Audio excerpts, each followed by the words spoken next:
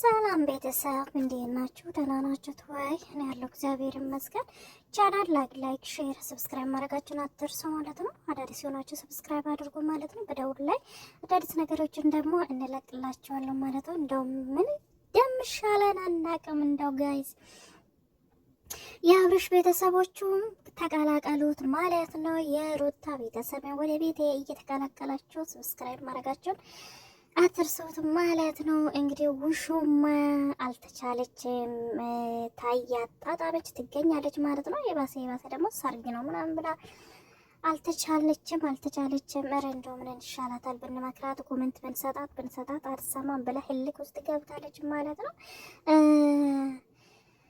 እንደው እንጂ ሴትዮ ምን ይሻልሻል? ግን ታይ ልጇ አይፈልግሽም።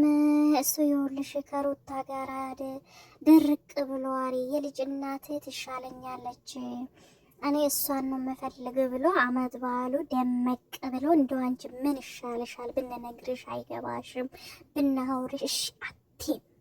ምን ይሻልሻል? ግን ተይ ጨጓራችን አትልጭ ነው ጮጋራችን እየላጠች ነው የምትገኘው ማለት ነው። ጋይስ ነው ትሉ ምንግራችሁ ነው። በጣም ተበሳጭቻለሁ ማለት ነው። እንዲህ እሱ ከሩታ ወደ ሌላ ውጭ ማንም ሰው አላይሽም ያለሽ ጎኑ ምን ይሻልሻል? ተይ ምን እንደምትሆነው አላውቅም። እኔ እንደምትመለከቱ ሱትን ባለፉ ማለት ነው ጋይስ ለሷ ምን የመሰለ አሁን ደግሞ ምን ይዛችሁ መጣችሁት? ቀለበት ልታስሩ ነው ወይ? ልንጋባ ልትሉ ነው ወይ?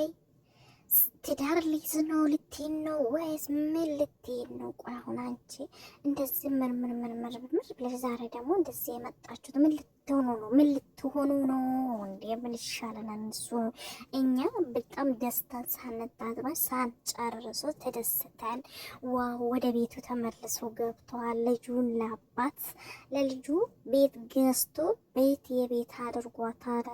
በጣም ብደሰቱበትን አድርጓታል። ሩታም እንድትደሰተ አድርጓታል። ቤታችን ደመቅ ሞቅ ብሏል ብለን ሳንጨርሶ አንቺ ደግሞ በመሃል መተሹ እንጂ እምብርት ያለሽ ልጁ እኮ ከሷ ነው እሷን ነው የምፈልገው ይላል። አንቺ ግን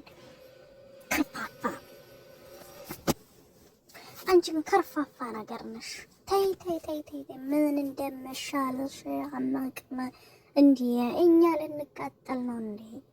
እኛ በመሃላችን ተከፋፍለን ልንቀጣጠል እኮ ናችሁ። ውሽማ ሞቅ ደመቅ የምታደረጊው ማለት ነው። አንቺ ተይ ወይኔ ሩታ እንደው ፈረዶበታል። እንደ ሰላምን ታገኛለች። አሁን ቤቷ ትርቃታለች። በራሷ ቤት ሆና እርፍ ትላለች ለልጇ አድርጎ በጣም ተደስተን ነበረ። በጣም ደስ በሚለው ህይወት ነገር አድርጓል ብለን ተደስቼ ነበረ ጋይስ።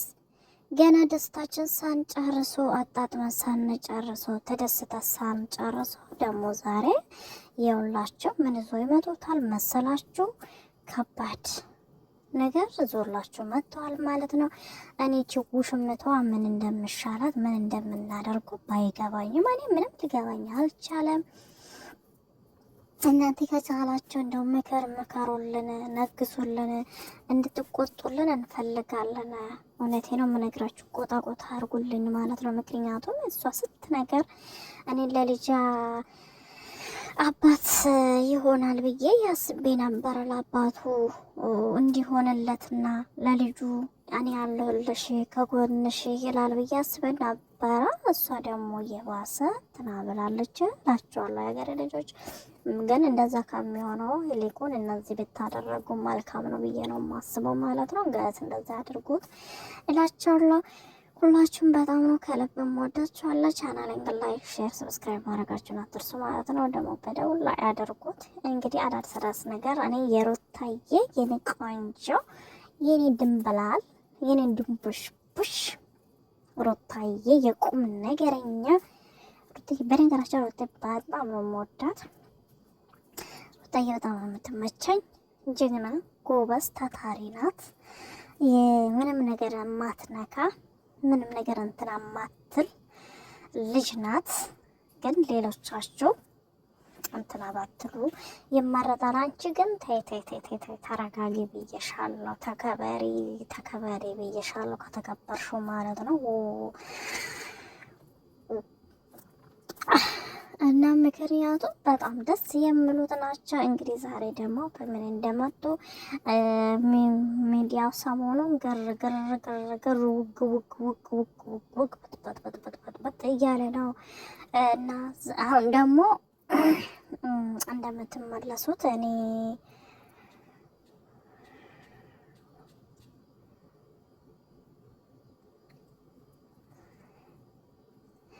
ዛሬ ደግሞ ቀለበት ያርጉ ምን ያደርጉልን ግን ብቻ አናውቅም። ዛሬ ምርምር ብላለች። ምን ብላለች? በነገራችን ቆንጆ ሆኖ ነው የመጡት። አሪፍ ሆኖ ነው እንትና ይዞልን የመጡት ማለት ነው። እንግዲህ እኛም እናያለን እስከ መጨረሻ ድረስ ምን እንደሚሆኑ። እንግዲህ ሄርሜላ ምን እንደምትለን እናያለን ማለት ነው። ሄርሜላ ደግሞ የራሴን ካላደረኩ በጣም ነው ማፈቀረው፣ በጣም ነው የምወደው ምናምን ትለናለች። ጥምጥም ብላበታለች። እንደው ምን እንደምሻለው እኔ አላውቅም። እሷ ሄርሜዬ ያለሱ የማይመኖር ህይወትም ያላት አይመስለኝም። እውነት ፍቅር ከባድ ነው። እንዴት እንደሚሆነው ግን እኔ አላውቅም ይላቸዋለሁ። ሄርሜ ግን በጣም አበሽን እንደምታፈቅረውና እንደምትወደው ነው የምነግራችሁ ማለት ነው። ቤተሰቦቼ በጣም ፍቅር ቅርቅር ታረጓለች። እንግዲህ መቻል ነው ከፍቅሩም ከምኑም እንግዲህ መቻላችን ግድ ይለናል ማለት ነው። ካልሆነ ከባድ ነው። ምንም ልናደርገው አንችልም እላቸዋለሁ ማለት ነው። እንግዲህ ሄርሜዬ የኔ ቆንጆ በርችልኝ፣ የኔ ድምቅ ድንቡሽቡሽ ያለች ደግሞ ድንቡሽቡሽነትሽ እንዴት ደስ እንደሚያውቀው ሞልቀቅ ያለች ናት። የቀለበት ነገርስ ቀለበት አስርልኝ ብለሻል። እንግዲህ ቀለበት እንዲያስርልሽ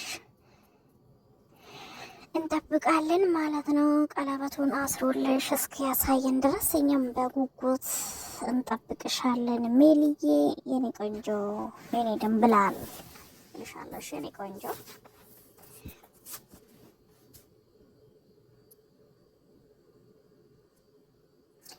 የቀለበት ቀን ደግሞ